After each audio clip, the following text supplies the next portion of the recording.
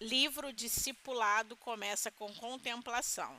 Samuel Whitfield. Introdução. Nossa principal tarefa nessa era é discipular pessoas.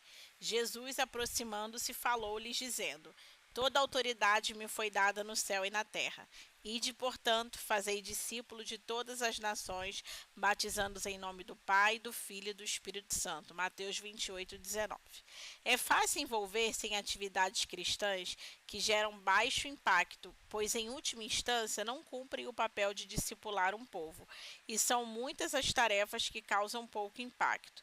Precisamos encarar o fato da boa parte do nosso ministério atual é nas palavras de Shakespeare, cheia de som e fúria, significando nada. Todo cristão precisa se fazer duas perguntas básicas. Meu ministério gera discípulos? Pode-se criar muitas atividades, mas se elas não contribuírem para fazer discípulos, é necessário um realinhamento. Alguns reduzem a tarefa missionária ao evangelismo, mas essa é apenas uma pequena parcela da missão. Não é possível concluí-la pelo evangelismo. A tarefa missionária é o discipulado. Você sabe o que é discipulado bíblico? Tragicamente, a definição bíblica de discipulado é geralmente reduzida à informação ou a certo comportamento. Discipulado, porém, é um processo que produz um grupo de pessoas semelhantes a Deus. Discípulo é a tarefa principal da igreja. Portanto, temos o dever de saber o que é e como cumprir essa atribuição biblicamente. Você não pode construir uma casa se não souber que tipo de casa deve construir.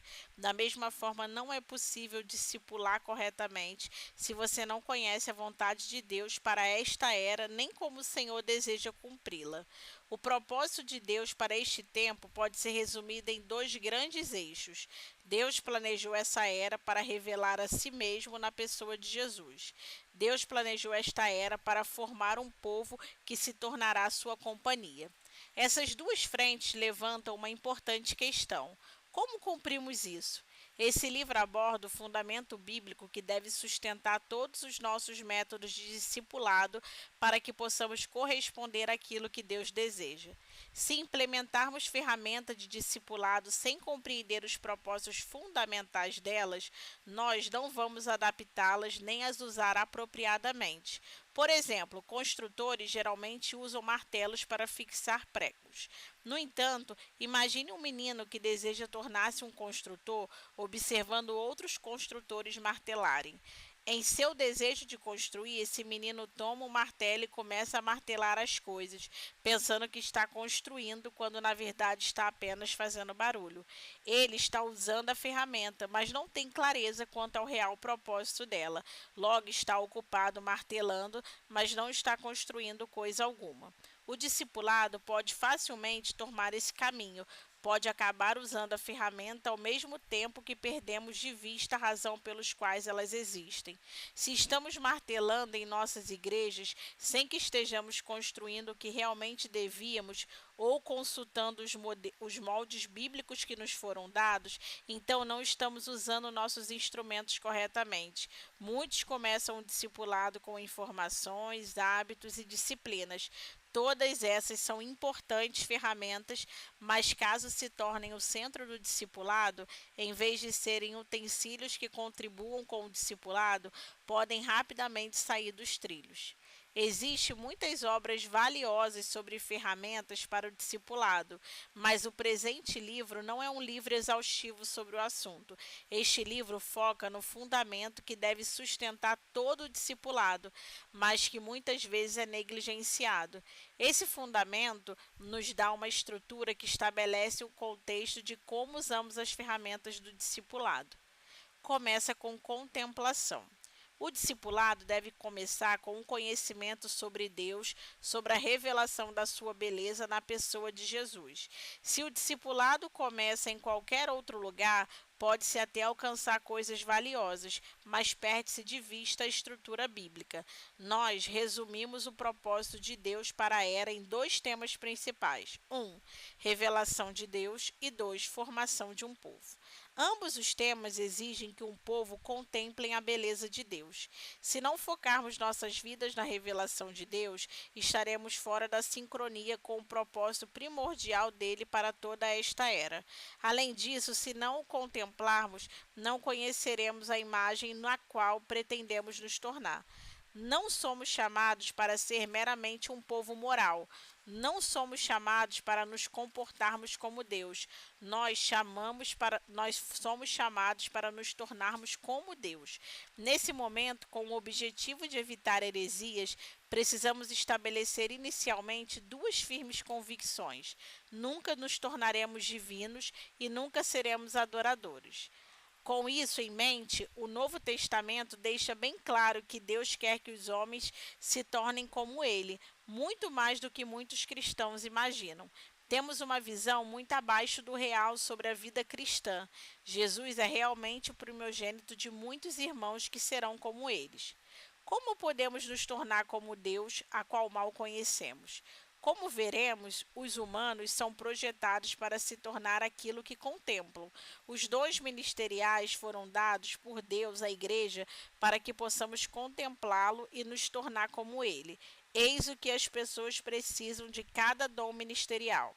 Pastores, dai-nos Deus, deixe-nos contemplá-lo, deixe-nos vê-lo. Líderes de adoração, dai-nos Deus, deixe-nos contemplá-lo, deixe-nos vê-lo. Mestres, dai-nos Deus, deixe-nos contemplá-lo, deixe-nos vê-lo. Pais, dai-nos Deus, deixe-nos contemplá-lo e deixe-nos vê-lo. Ministros, dai-nos Deus, deixe-nos contemplá-lo, deixe-nos vê-lo. Se não estamos dando Deus ao povo, nosso discipulado está fora dos trilhos, está fora do fundamento bíblico. Vejamos como mantê-lo no caminho certo. Começaremos explicando por que o discipulado deve começar com a contemplação de Deus e terminaremos com algumas maneiras bíblicas de contemplá-lo. Começa com contemplação. Discipulado começa com a contemplação. A segunda carta de Paulo aos Coríntios resume a abordagem do Novo Testamento em relação ao discipulado. Vamos ler 2 Coríntios 3,18. E todos nós, com o rosto descoberto, contemplando a glória do Senhor, somos transformados de glória em glória na sua própria imagem, como pelo Senhor que é o Espírito. O discipulado começa com o povo de Deus contemplando coletivamente a glória de Deus na face de Jesus.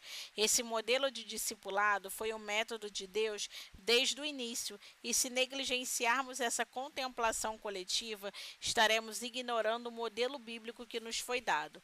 Como resultado, precisamos nos perguntar se nossos métodos de discipulado estão seguindo esse modelo.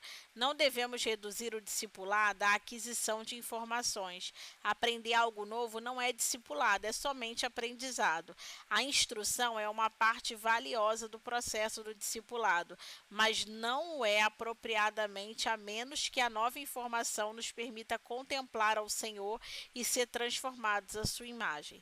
Infelizmente, muitos programas de discipulado são, na verdade, aulas destinadas a transmitir dados. Como resultado, principalmente em culturas que valorizam o conhecimento, imaginamos ter certa maturidade que na realidade não temos. Na verdade, simplesmente acumulamos muitas informações. O discipulado também não deve ser reduzido à mudança de comportamento. Este é importante e, como o tempo, pode ser um teste decisivo da nossa resposta ao Senhor. Mas há muitas maneiras diferentes de alterar um comportamento. É bem provável viver uma vida disciplinada e adotar uma atitude moral, mas ainda assim não contemplar a Deus ou conhecê-los. Somos chamados a nos tornar como Jesus, não apenas agir como Ele. Se enfatizarmos o comportamento acima do conhecimento sobre Deus, corremos o risco de formar discípulos que ouvirão o Senhor dizer: Eu nunca conheci vocês, porque é possível se comportar corretamente e até mesmo operar em poder espiritual e não se tornar como Jesus. O objetivo do discipulado é a manifestação de Deus em um povo, assim como ele se manifestou em Jesus. Enquanto Jesus por si só é a revelação completa, Deus deseja um povo que seja como ele. Se sua abordagem de discipulado visa qualquer outra coisa, ela está fora da sincronia com a palavra. Não basta aprendermos o comportamento cristão, o que é útil, é necessário nos tornarmos semelhantes a ele. O propósito da nossa vida nesta era é nos assemelharmos a Jesus, mas não conseguiremos nos tornar semelhantes a alguém que sequer conhecemos. A segunda carta aos Coríntios, em 3,18, resume a abordagem de Paulo sobre o discipulado e nos foi transmitida como paradigma para as nossas próprias comunidades locais. Antes de examinarmos esse paradigma em profundidade, primeiramente precisamos considerar algumas implicações dele. O discipulado deve aumentar a fascinação. Completar beleza produz fascinação, e a fascinação é a melhor maneira de transformar uma pessoa. Considere um rapaz apaixonado. Pais, professores, mentores e amigos podem, por anos sem sucesso, implorar a ele que mude certos hábitos e adote certas disciplinas. No entanto, quando esse jovem é capturado pela beleza de uma jovem, de repente tudo muda. Ele se torna focado no seu futuro, abraça avidamente certas disciplinas, seu estilo de vida muda radicalmente, toda a sua vida assume uma nova intencionalidade. De repente, o rapaz faz mudanças que seus pais e mentores pediram por anos que ele fizesse. A fascinação produz transformação. A fascinação também produz imitação. Um jovem apaixonado, de repente, se interessa por coisas que nunca havia considerado antes. Começa a frequentar novos eventos e ter novas conversas. A fascinação pela mulher produz nele uma imitação, porque parte de amar alguém é gostar do que essa pessoa gosta. O deleite nela muda, seus apetites e seu estilo de vida também. Se o amor continuar, ele fará do bom grado e com alegria o sacrifício final do casamento. O matrimônio exigirá que o rapaz elimine muitas opções, corte certos relacionamentos e reoriente todo o seu estilo de vida. Ele não terá o tempo livre que costumava ter. Provavelmente deixará de ter várias amizades, assumirá novas responsabilidades e perderá sua liberdade. Porque um jovem de boa vontade abriria mão de sua liberdade e assumiria uma vida estreita de compromissos que exigiria permanentemente da sua agenda, do seu dinheiro e de suas forças. Uma palavra descreve fascinação. O fascínio é a chave para o sacrifício voluntário e duradouro, e isso não se limita ao romance, porque quando alguém adota um novo hobby ou atividade, responde de maneira semelhante. Algumas pessoas gastam dinheiro intencionalmente, encontram amigos que compartilham do seu interesse e passam horas investindo em seu novo passatempo. O fascínio pode parecer estranho para uns, mas esses não se importam porque o coração da pessoa está cativado. A mesma experiência acontece quando alguém está envolvido em atividades esportivas ou qualquer outra coisa. É dessa forma que o coração humano é feito, e esse é o modelo para o discipulado bíblico. Nós vemos alguém que é belo, ficamos fascinados por ele e então orientamos feliz e alegremente nossas vidas para contemplar cada vez mais aquela pessoa e desejar fazer parte do seu povo. Os casamentos morrem quando não há prazer ou fascínio no cônjuge, e o mesmo vale para as igrejas. Não queremos igrejas cheias de pessoas que fazem a coisa certa e são assíduas em suas funções eclesiásticas, mas não têm prazer em Deus. Se as pessoas adotam certos ritmos e se envolvem em certas disciplinas, mas não ficam fascinadas, elas não são discipuladas. Considere as pessoas que gostam de correr. Elas se reunirão naturalmente, conversarão sobre corrida, comprarão tênis novos e compartilharão informações a respeito do esporte. Mas, acima de tudo, elas correrão regularmente. Algumas mais do que a outras, porém elas encontrarão um elo comum em sua prática de correr. Se há aqueles que gostam de aprender sobre Deus, mas na verdade não gostam de contemplá-lo nem de buscar o que ele valoriza, coisa, então eles ainda não foram discipulados. São como corredores que leram sobre novos equipamentos de corrida e discutem sobre corrida, mas nunca realmente correm. Se uma pessoa faz isso, alguém precisa ensiná-la a correr e aproveitar os deleites dessa atividade. Alguém começando a se exercitar terá que reorientar seu corpo. É necessário trabalhar novos músculos e superar a dor inicial que surge quando alguém que não corria começa a fazê-lo. Há de se desenvolver a capacidade de correr longas distâncias, por isso a pessoa provavelmente enfrentará desânimo. Da mesma forma, o discipulado é um processo. A capacidade e os apetites devem ser remodelados e o discípulo pode ficar desanimado, mas tudo bem, o discipulado é um processo e devemos estar comprometidos com ele. Novos cristãos precisam de cristãos maduros que contemplem a beleza de Jesus e possam levá-los a crescer em contemplação e fascínio. Mas se os ditos maduros em nossas igrejas não estão fascinados, como podem eles discipular outros? Será que são verdadeiramente maduros? Acostumam-nos com a ideia de que amor romântico se torna obsoleto e menos apaixonado à medida que os parceiros envelhecem. No entanto, esse é o efeito do pecado, não é o estado ideal. Os cristãos maduros devem ter mais intimidade com o Espírito Santo do que novos cristãos, e o fruto da intimidade com o Espírito é o fascínio por Jesus. Talvez devêssemos medir a maturidade na igreja pelo fascínio e pelos crescentes desejos e hábitos de contemplar a beleza de Deus na pessoa de Jesus. Quando uma pessoa vai a Jesus pela primeira vez, ela fica tão cativada por ele que a sua vida começa a mudar. Seus relacionamentos, hábitos, gastos, entretenimento e a maneira como gasta o seu tempo começa a mudar. Os novatos geralmente estão ansiosos para aprender tudo o que puderem sobre Cristo, porque os seus olhos foram subitamente abertos para a beleza dele. Nós, porém, alimentamos esse anseio por Jesus ou o satisfazemos com outras coisas. Nossos métodos de discipulado alimentam o desejo do conhecimento sobre Jesus ou satisfazemos tal desejo com novos hábitos. Períodos de dificuldade, sofrimentos, desafios, solidão e até desânimos podem surgir na vida cristã. Por isso haverá momentos em que será difícil contemplar a beleza de Jesus. No entanto, com o passar dos anos, nossas vidas devem ser uma descoberta contínua de Cristo. Não devemos amadurecer para além do anseio que um novo cristão tem de contemplar mais do humano divino. Devemos chamar as pessoas a uma profunda dedicação, devoção e sacrifício. Entretanto, tudo isso deve estar em um contexto de beleza e fascinação. As pessoas que estão fascinadas por Jesus se sacrificarão voluntariamente muito mais do que as são devotas, porém não fascinadas. Se as treinarmos para que sejam devotas, quando não forem capturadas pela beleza de Jesus, elas se tornarão religiosas em seus hábitos, mas isso não é discipulado, é uma forma de hipocrisia.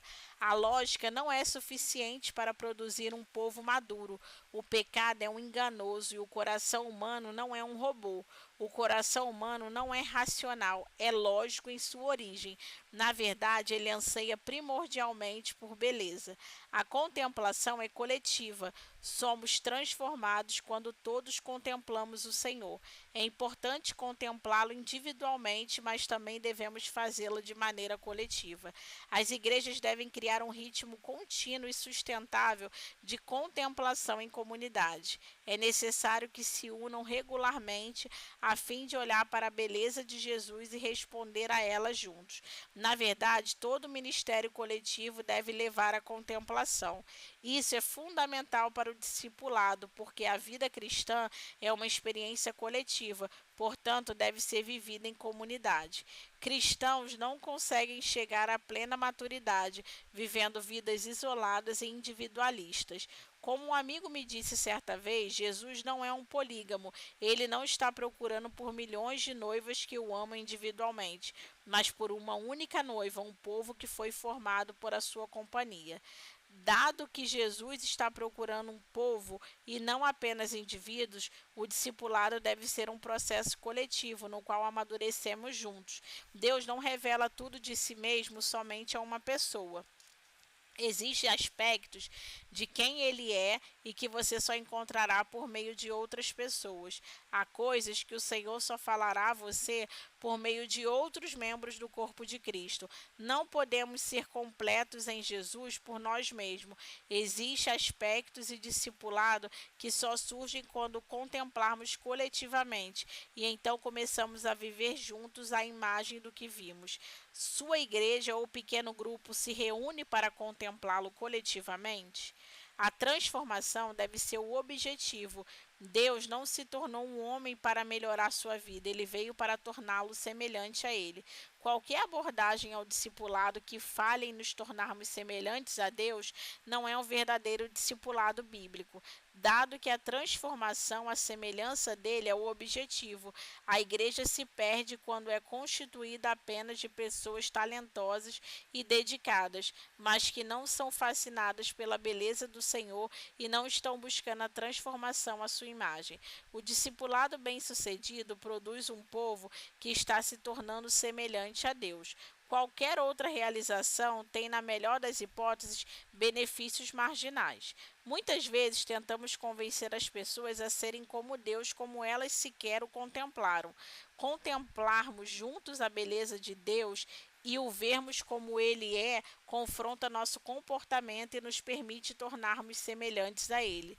Se você não contemplar a Deus, acabará medindo seu sucesso com base no que contempla. Como resultado, muitas igrejas definem o êxito da mesma forma que a cultura ao seu redor o faz.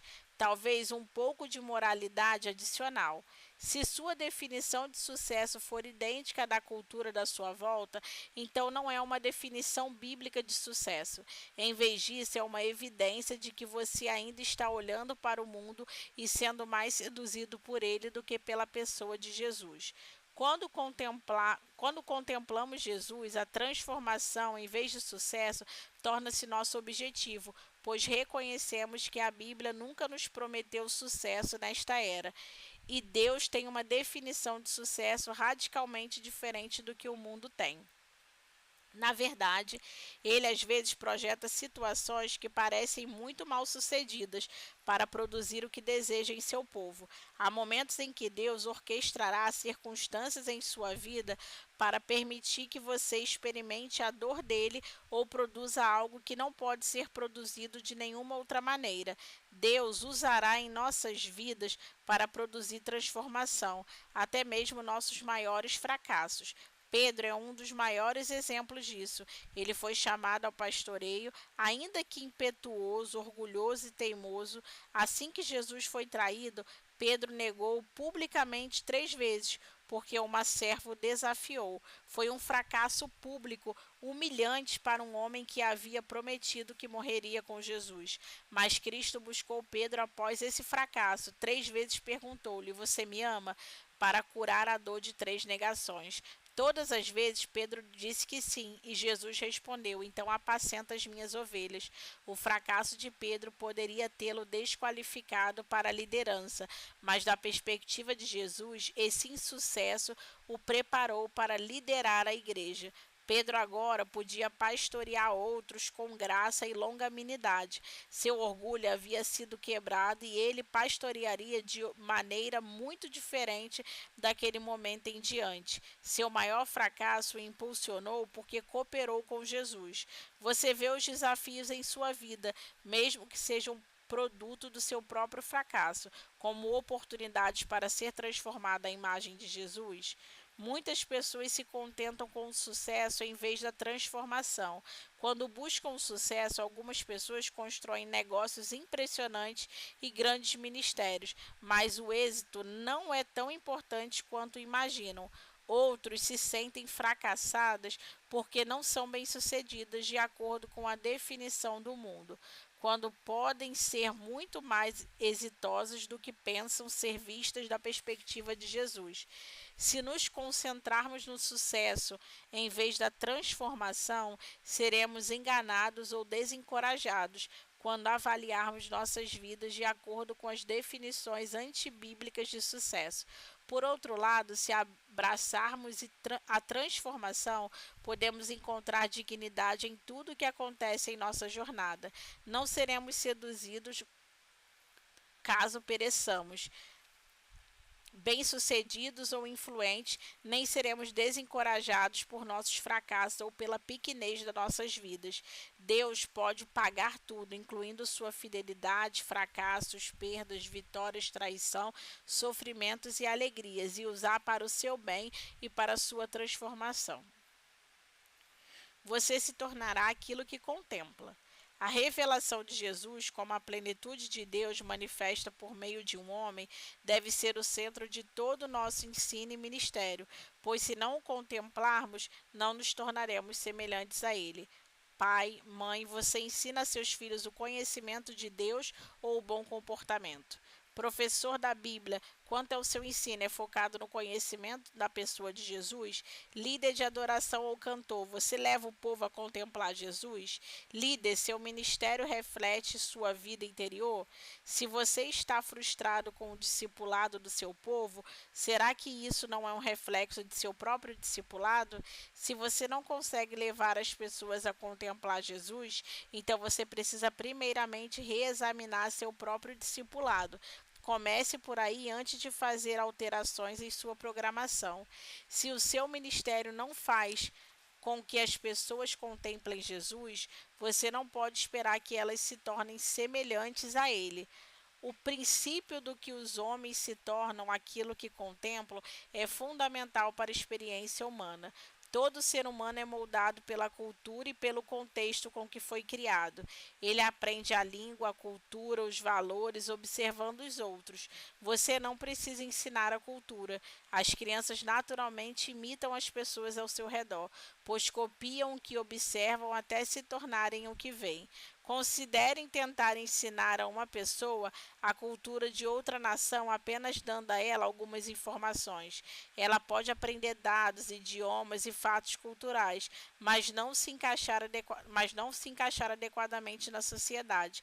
Se você quer que alguém aprenda outra cultura, deve mergulhá-lo nela. Ele precisa estar imerso para que comece a imitar naturalmente o que vê. Com o tempo, a pessoa não só aprende a língua e outras informações, mas também imita aspectos sutis que refletem verdadeiramente os costumes. Da mesma forma, as crianças não aprendem sua cultura nativa. Os pais não trazem livros nem dão aulas sobre como se tornar parte do grupo de pessoas. As crianças veem, contemplam e estão imersas em uma cultura até que naturalmente a imitem e se tornem parte dela. Elas compartilham os maneirismos que observam e se comportam de formas muito semelhantes aos adultos. 1 milhão de pequenas coisas se tornam muito naturais para elas, na verdade, tornam-se partes dela. O mercado de marketing sabe desse mecanismo e gasta milhões de dólares em vista disso. Profissionais da área entendem que você procurará imitar tudo que contemplar e considerar valioso. Elas usam celebridades para validar produtos porque compreenderam que o coração humano deseja naturalmente copiar os que consideramos bonitos e famosos. As pessoas gastam bilhões de dólares para comprar sapatos, roupas e equipamentos que os atletas profissionais endossam, mas a verdade é que esses objetivos não vão transformar a pessoas em atletas, mas há um desejo de imitar aqueles que idolatramos. Na realidade, uma celebridade não está qualificada para saber quais produtos são melhores, mas o pessoal do marketing sabe que as pessoas desejam imitá-las, mesmo que as celebridades não sejam qualificadas para avaliar as coisas que endossam e que roupas esportivas não tornam as pessoas melhores atletas. Desejamos nos tornar como aqueles que nos inspiramos. As empresas utilizam esses aspectos para nos manipular, pois a fascinação é uma característica profundamente enraizada na psique humana, e também devemos entender que esse aspecto é a base de todo discipulado. O que você contempla, seja o que for, você será moldado a essa imagem. O padrão apostólico. Paulo resumiu o coração do discípulo como transformação por meio da contemplação coletiva, porque a sua própria transformação começou com a contemplação. O Novo Testamento destaca de forma única a vida e o pensamento de Paulo. Mas se o lermos apenas como um registro histórico de Paulo e da igreja primitiva, perderemos a mensagem principal. A escrita sobre a vida e o pensamento de Paulo não nos foi dada simplesmente como um registro histórico. Ela nos foi dada para que possamos imitar a resposta dele a Jesus. Paulo é mais do que uma figura antiga. Ele é um protótipo e devemos modelar nossa busca por Jesus baseados na feita pelo apóstolo, o mais proeminente do Novo Testamento. Isso permite que ele sirva de modelo para vários motivos. Paulo resistiu ao evangelho inicialmente. Ele era um inimigo da igreja primitiva. Paulo nunca viu ou conheceu Jesus, até onde sabemos. Paulo não era um dos 12 discípulos de Jesus. Paulo trabalhou fora de Israel em terras gentias. Se compararmos a vida de Paulo com a vida de Pedro ou de João, é genuinamente estranho que o Novo Testamento abranja tanto a vida daquele. A maioria de nós teria evidenciado a história de um dos discípulos, mas o Espírito destacou a vida de Paulo porque ela se assemelha muito mais à nossa vida do que a daqueles que caminharam pessoalmente com Jesus. É difícil identificar-se com os discípulos. Em contrapartida, é muito fácil identificar-se com Paulo e, por esse motivo, ele é um arquétipo apresentado para a nossa imitação. A vida desse apóstolo é simultaneamente um registro histórico de como a igreja começou, sendo, portanto, um padrão para a vida eclesiástica agora, e o prenúncio dos mensageiros que surgirão para conduzir-nos à maturidade no final dos tempos. Na realidade, todo o livro de Atos é um modelo, um prenúncio da igreja vitoriosa no fim dos dias. É uma imagem dela no passado e uma imagem do destino para onde a igreja está indo. Certamente, há mais no discipulado do que contemplar a beleza do Senhor, mas isto era fundamental para o padrão apostólico de discipulado. Se somos chamados a imitar Paulo, precisamos entender o papel da contemplação em sua vida e missão, e tudo começa com sua conversão. O encontro de Paulo. Paulo era um inimigo zeloso do Evangelho, mas foi repentinamente transformado ao contemplar a glória de Deus na face de Jesus. Saulo, respirando ainda ameaças e morte contra os discípulos do Senhor, dirigiu-se ao sumo sacerdote. Enquanto seguia pelo caminho, ao aproximar-se de Damasco, subitamente uma luz do céu brilhou ao seu redor. Ele caiu por terra e ouviu uma voz que lhe dizia: Saulo, Saulo, por que você me persegue? Ele perguntou: Senhor, quem é você? E a resposta foi: Eu sou Jesus, a quem você persegue. Mas levante-se e entre na cidade, onde lhes dirão o que você deve fazer. Atos capítulo 9, de 3 a 6. Paulo era um homem brilhante, que conhecia muito bem as Escrituras e estava imerso em teologia. Ele até mantinha valores judaicos cristãos e compartilhava muito em comum com os cristãos que perseguia. Tendo isso em mente, a primeira resposta de Paulo à beleza de Jesus é bastante reveladora. Ele perguntou: Senhor, quem é você? E a resposta foi: Eu sou Jesus, a quem você persegue. Atos 9, versículo 5. Paulo conhecia muitas informações sobre Deus. O homem era brilhante e tinha uma capacidade intelectual incrível. Além disso, ele havia sido treinado por um dos melhores teólogos de sua época e conhecia a Bíblia muito melhor do que a maioria dos cristãos. Esse extraordinário teólogo poderia facilmente ter dado um seminário de uma semana sobre Deus, mas, quando Paulo contemplou o Senhor na face de Jesus, teve uma dúvida: quem é você? Paulo descobriu que contemplar Deus é totalmente diferente de ter informações sobre ele.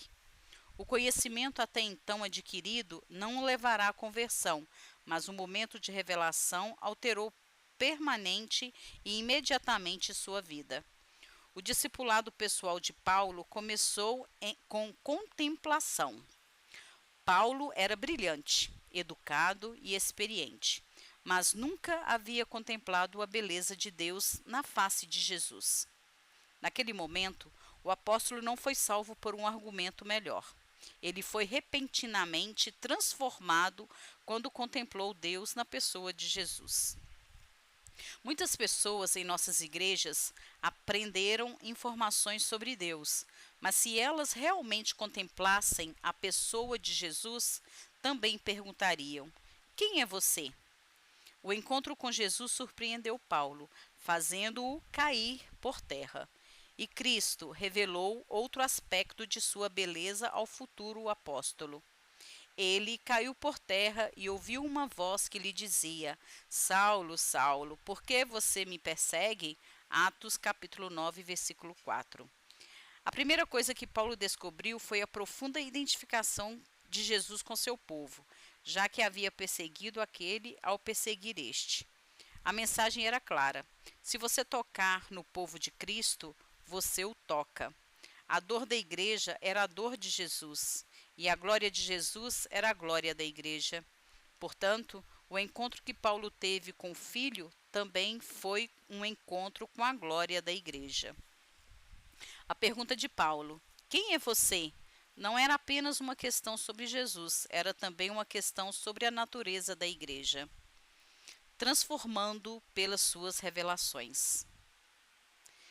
Paulo já tinha ouvido todo tipo de argumento teológico antes, mas, quando contemplou a beleza de Cristo, foi repentinamente transformado. O homem que havia sido um instrumento de sofrimento para aquele que amava Jesus, de repente se dispôs a suportar um tremendo sofrimento por esse povo. Aquele encontro foi o início de uma busca por conhecer Jesus, a qual duraria a vida do apóstolo. A beleza de Jesus é infinita e nosso discipulado nunca termina. Nunca superamos a necessidade de contemplar a beleza de Deus na pessoa de Jesus. Paulo também recebeu uma revelação quanto à beleza do povo de Jesus. Ao longo de suas cartas, escreveu repetidamente sobre a glória e a majestade futura e presente da igreja. Ele foi tão cativado pela glória desta que ficou sem palavras para descrever o que será revelado por meio do povo de Deus. O apóstolo tinha uma visão muito mais elevada sobre isso do que a maioria dos cristãos, e tudo começou com seu encontro descrito em Atos 9. A glória de Jesus e de seu povo lançou Paulo ao chão e o transformou completamente. Paulo gostaria que lêssemos Atos 9 para que ficássemos maravilhados com a beleza de Jesus e a beleza de seu povo. Devemos ter um profundo apreço por ambos. Se tivermos um sem o outro, teremos uma revelação incompleta do Evangelho. Paulo foi transformado ao contemplar a glória do Senhor na face de Jesus. Por isso, ele entendeu que esse era o ponto de partida para o discipulado.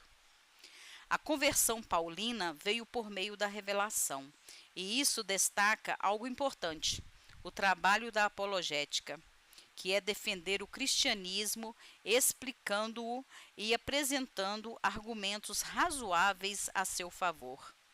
Tem valor, mas não é a base de nossa fé. O fundamento não é a razão, mas a revelação. Devemos conversar com outras pessoas e estar prontos para explicar a verdade do Evangelho, mas a conversão real requer revelação. Normalmente, não é tão dramática quanto a conversão de Paulo, mas o coração humano deve contemplar Jesus pelo Espírito para ser transformado. Contemplação não foi apenas a base da conversão paulina, foi também a base do seu ministério. Quando reconhecemos o papel que esse instrumento desempenhou na vida do apóstolo, podemos entender melhor sua exortação aos Coríntios, quando ele afirma que a transformação começa com a contemplação coletiva. E todos nós, com o rosto descoberto, contemplando a glória do Senhor, somos transformados de glória em glória na mesma imagem, pois isso vem do Senhor, que é o Espírito. Segundo Coríntios, capítulo 3, versículo 18. Na próxima sessão, veremos que o conceito de transformação pela contemplação não teve início com a conversão de Paulo. A transformação por meio de contemplação coletiva tem sido o método de discipulado de Deus desde o início. É um padrão tão antigo quanto o Jardim do Éden. Os apóstolos entenderam isso e construíram igrejas de acordo com esse arquétipo. Precisamos redescobrir esse padrão e examinar se nos desviamos do paradigma da contemplação. O aviso do Sinai. Após sua dramática conversão, Paulo acabou indo para a Arábia. Não sabemos exatamente para que parte da península, mas sabemos que o Senhor revelou a Paulo o Evangelho após a sua conversão nesse período. Podemos considerar que é muito possível que ele tenha ido ao Monte Sinai para buscar o Senhor, assim como Elias havia feito. Por que Paulo iria para o Monte Sinai? A razão é simples. Esse foi o local do momento mais dramático de contemplação coletiva da história. Comumente caímos no erro de minimizar o que aconteceu ali. A presença de Deus era gloriosa e você teria ficado apavorado se estivesse lá. Foi incrível de observar. O povo viu diante dele um violento incêndio, uma incrível fumaça, uma enorme nuvem, relâmpagos, trovões e um terremoto. Tudo isso combinado. Deus apareceu no Monte Sinai e bem de Israel, mas ele veio como Deus na sua aparição e foi espetacular. Todo o Monte Sinai fumegava, porque o Senhor havia descido sobre ele em fogo. A fumaça subia como fumaça de uma fornalha, e todo o monte tremia com violência, e o som da trombeta ia aumentando cada vez mais. Moisés falava e Deus lhe respondia no trovão. O Senhor desceu sobre o Sinai, sobre o alto do monte. O Senhor chamou Moisés para o alto do monte, e Moisés foi até lá. E o Senhor disse a Moisés: desça e avise ao povo que não ultrapasse o limite até o Senhor para vê-lo, para evitar que muitos deles sejam mortos. Êxodo 19, do 18 ao 21. Todo o povo presenciou os trovões, relâmpagos, o som da trombeta e o monte fumegante. E o povo, observando, tremeu de medo e ficou de longe. Disseram a Moisés: fale-nos você e ouviremos. Porém, não fale Deus conosco para que não morramos. Moisés respondeu ao povo: não tenham medo. Deus veio para provar a vocês e para que o seu temor esteja diante de vocês, a fim de que não pequem. O povo estava de longe em pé. Moisés também se aproximou da nuvem escura onde Deus estava. Êxodo 20, do 18 ao 21. O medo tomou conta do povo, mas Moisés tentou acalmá-los com uma simples exortação. Deus havia revelado a sua glória para que o povo não pecasse. Deus aterrorizou o povo com sua majestade para que as pessoas abandonassem o pecado e, em vez disso, o imitassem. O Senhor convidou toda a nação a contemplá-lo para que fosse transformada, assim o contemplariam e se tornariam como ele. O encontro do Monte Sinai tinha como objetivo discipular um povo. Deus se revelou para produzir um povo que se tornaria como ele. Por isso falou de forma audível e encheu de temor as pessoas para obrigá-las a alcançar um processo de discipulado como um corpo coletivo, o qual deveria começar no Sinai e continuar enquanto o povo se aproximava da sua presença no tabernáculo. Deus queria que o povo de Israel olhasse para ele e ouvisse a sua voz para que abraçassem seus mandamentos e se afastassem do pecado. Ele queria discipulá-los com sua presença. Alguns cristãos acreditam erroneamente que a lei do Antigo Testamento era um caminho para a salvação antes da vinda de Jesus, mas a lei nunca foi o meio da salvação. A história do Êxodo foi o resultado das ações de Deus em favor do seu povo, não uma resposta ao perfeito cumprimento da lei. Esta era um conjunto de diretrizes dadas após Deus ter salvo Israel. Isso é, um conjunto de instruções e de um estilo de vida que se destinava a manter as pessoas longe dos pecados das nações, para que pudessem escolher acolher a presença de Deus em meio a se aproximar da presença dele. A palavra não era legalista e previa que o povo pecaria. A lei mosaica estabelecia um contexto para Israel ser discipulado, contemplando a presença de Deus no meio de Israel. A crise do Sinai.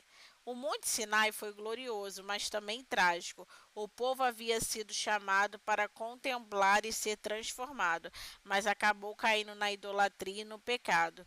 O encontro no Sinai apresenta uma advertência de que a transformação, o discipulado, por meio da contemplação, não é automática. É possível contemplar a Deus e ainda assim não ser discipulado.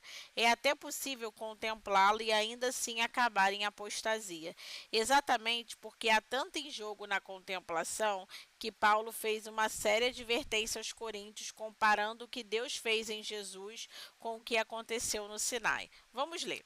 E se o ministério da morte, gravado com letras em pedra, se revestiu de glória, a ponto de os filhos de Israel não poderem fixar os olhos na face de Moisés, por causa da glória do seu rosto. Ainda que fosse uma glória que estava desaparecendo, como não será de maior glória o ministério do Espírito? Porque se o ministério da condenação teve glória, em muito maior proporção será glorioso o ministério da justiça. Pois neste particular o que era glorioso já não tem mais glória diante da glória atual, que é muito maior. Porque se o que estava desaparecendo teve a sua glória, muito mais glória tem o que é permanente. Tendo, pois, tal esperança, agimos com muita ousadia, e não somos como Moisés, que punha um véu sobre o rosto, para que os filhos de Israel não pudessem fixar os olhos no fim daquilo que estava desaparecendo. Mas a mente deles endureceu, pois até o dia de hoje o mesmo véu permanece sobre a leitura da antiga aliança.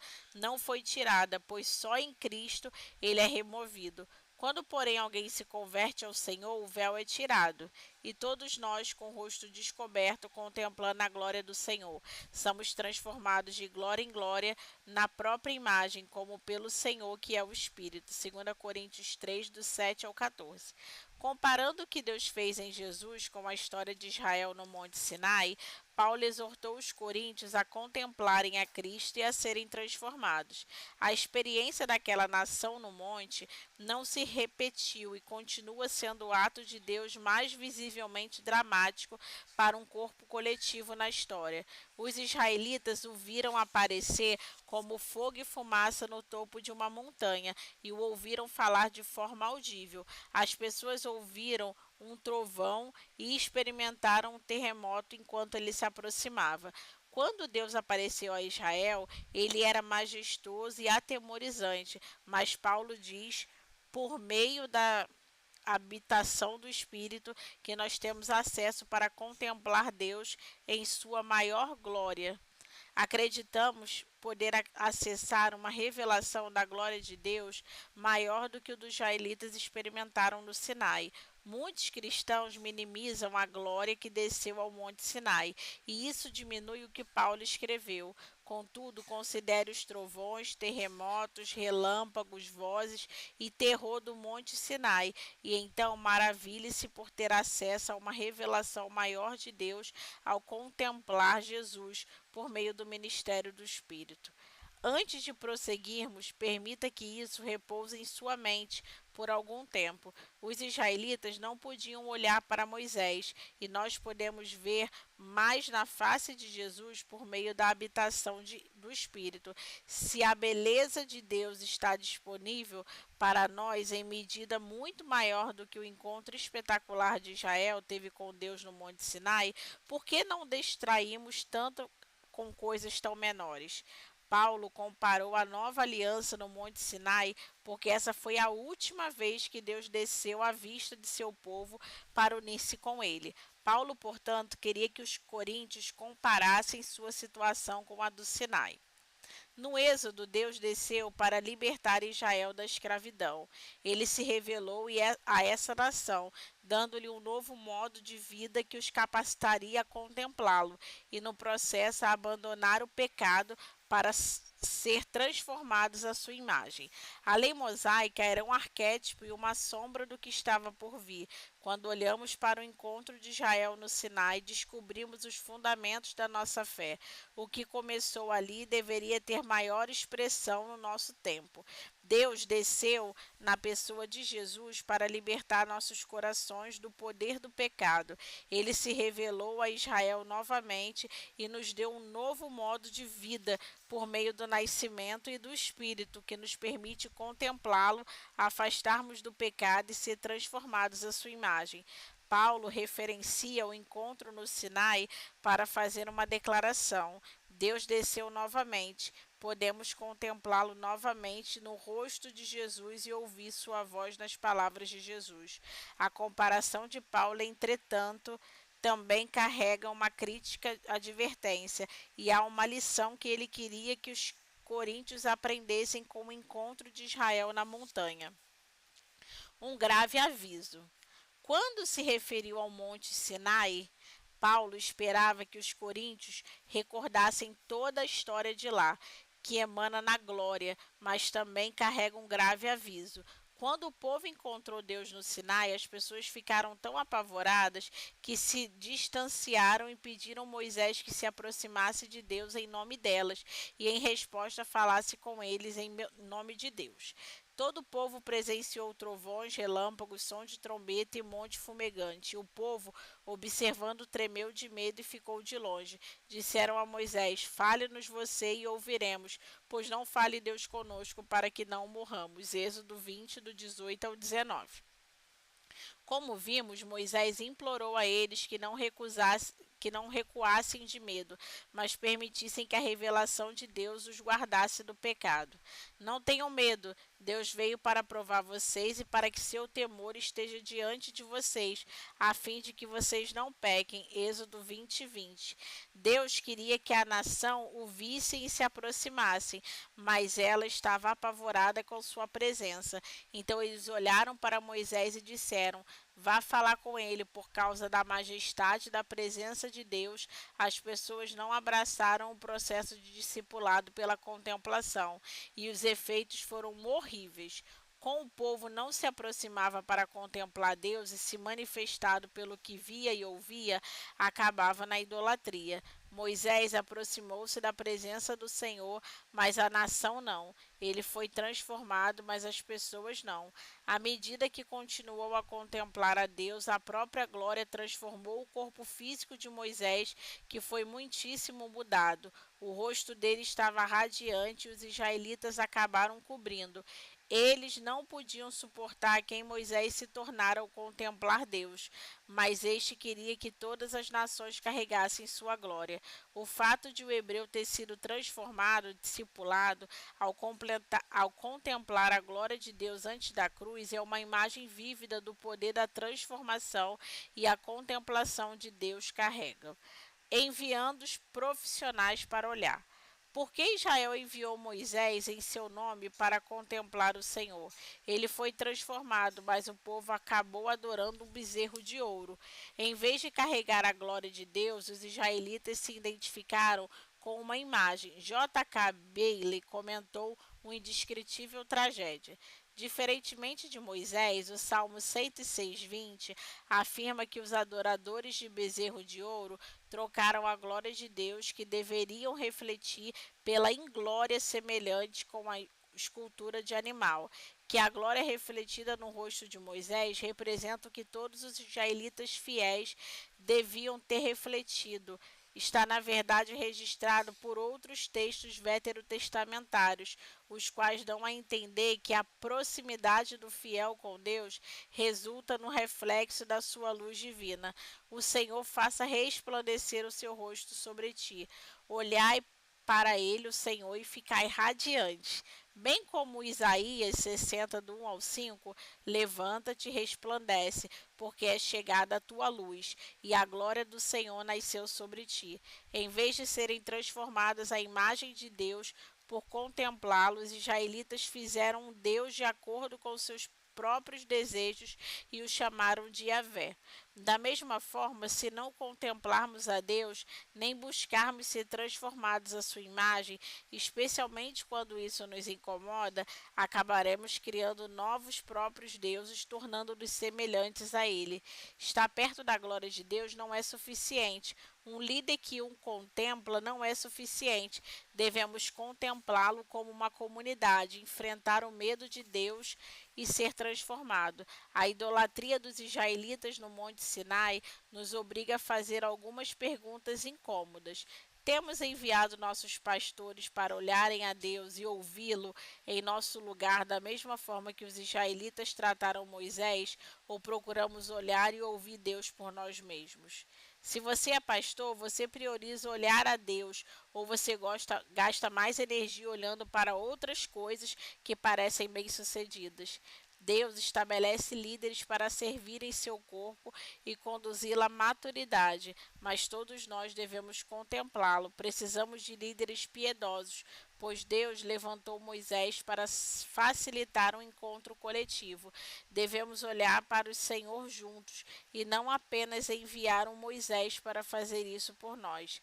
A igreja sofre tremendamente quando enviamos os profissionais, pastores, professores, líderes de louvores e etc., para contemplar a Deus em vez de subirmos nós mesmos ao monte do Senhor.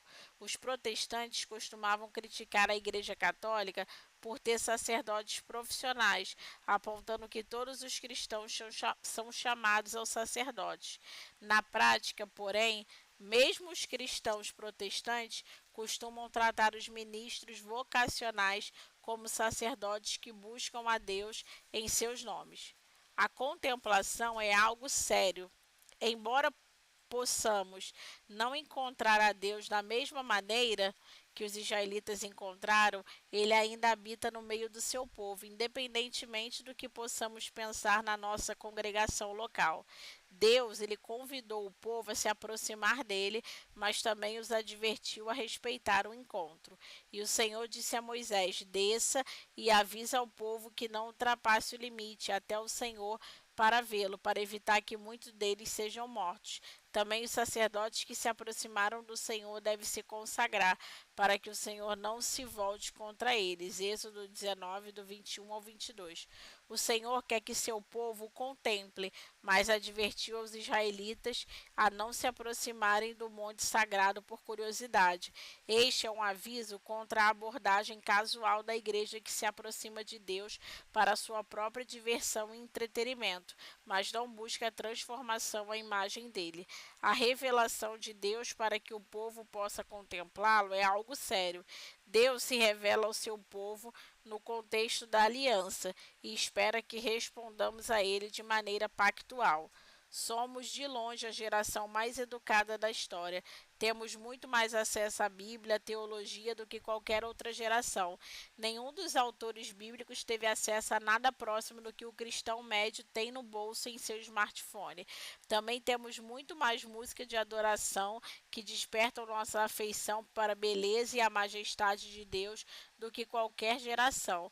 No entanto, se estamos buscando uma experiência de adoração e não estamos sendo transformados à imagem de Jesus por meio dela, essa adoração é perigosa. Ela está servindo como um placebo, uma imitação emocional daquilo que Deus deseja. Líder de adoração, cantor e músico, você deve levar seu dom extremamente a sério. Você pode ser um presente incrível para a igreja se nos levar a contemplar a Deus. No entanto, se você nos dá apenas experiências emocionais, só está nos confortando em nossa imaturidade, nos levando à idolatria, dando uma espécie de encontro com Deus que nos afirma, mas não nos transforma. Contemplar a Deus não é uma experiência melhor da presença dele em uma reunião de adoração. Trata-se de transformação que deve resultar numa revelação da pessoa de Deus. Somos de longe a geração mais informada da história, mas será que somos a geração mais transformada? Temos, temo que tenhamos nos tornado mais familiarizados com a informação sobre Deus e até mesmo com a presença dele. Mas assim como os israelitas, enviamos nossos líderes para falar com o Senhor e trazer informação de volta para nós. Mas Deus quer que nos aproximemos dele como uma comunidade e que assumamos as consequências do que contemplamos. Você procura contemplar a Deus para saciar sua curiosidade, para conter um pouco das emoções ou porque você quer conhecê-lo e anseia por transformação. Os israelitas ficaram apavorados com Deus, enquanto Paulo chamou seu encontro de uma glória menor do que ele estava disponível por meio da habitação do Espírito.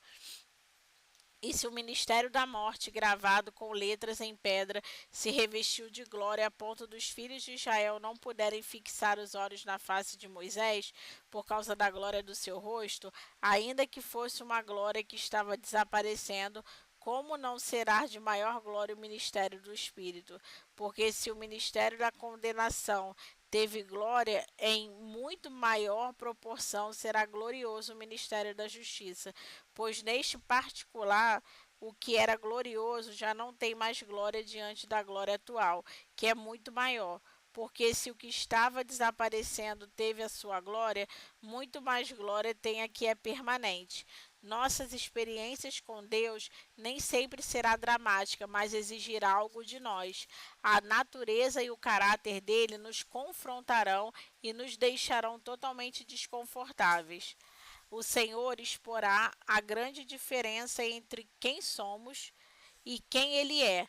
Nesse momento, podemos recuar em nos aproximar com a confiança de que Deus tem prazer em nos mostrar sua misericórdia e nos transformar pela obra de seu Espírito.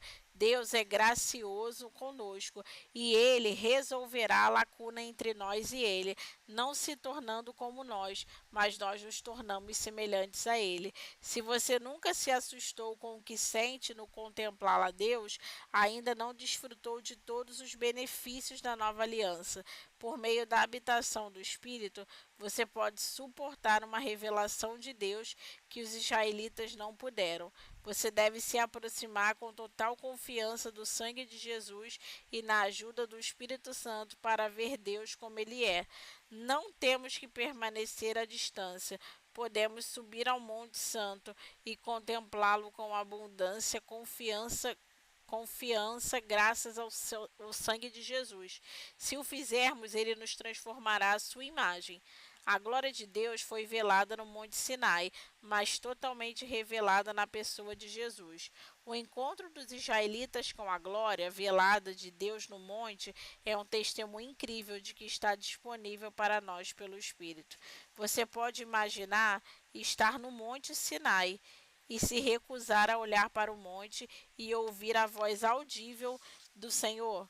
Você pode imaginar colocar fones de ouvido e desfrutar do entretenimento em vez de contemplar o Deus vivo em fogo na montanha, ouvindo a sua estrondosa voz? Mas não é isso que fazemos quando priorizamos entretenimento, mídia e diversão, em vez de buscar a comunhão com o Espírito e pedir que ele revele Deus a nós. Além disso, você poderia imaginar o povo de Israel decidindo reunir-se e falar uns com os outros, mas nunca contemplar coletivamente o fogo, a fumaça e o trovão da montanha? E novamente, não é isso que fazemos quando nos reunimos semana após semana, mas nunca contemplamos coletivamente a glória de Deus? Consideramos o que está disponível pela habitação do Espírito. É trágico que gastemos mais tempo com entretenimento do que contemplando a Deus. Somos como os israelitas na base de uma montanha em chamas, nunca nos preocupando em olhar para ele. Se o Espírito nos deu acesso para contemplar a glória de Deus em uma medida além do que Israel experimentou no Sinai, como achamos a Netflix mais atraente? Como é que nos reunimos com o povo, mas não nos reunimos para contemplar a Deus coletivamente pelo Espírito? Será que nossa falta de visão está mais ligada à nossa falta de transformação que imaginamos? A transformação não é automática Este é o aviso do Monte Sinai, ao qual devemos responder. Israel acabou na idolatria porque a nação não se esforçou para contemplar a glória de Deus e enfrentar as implicações da sua glória.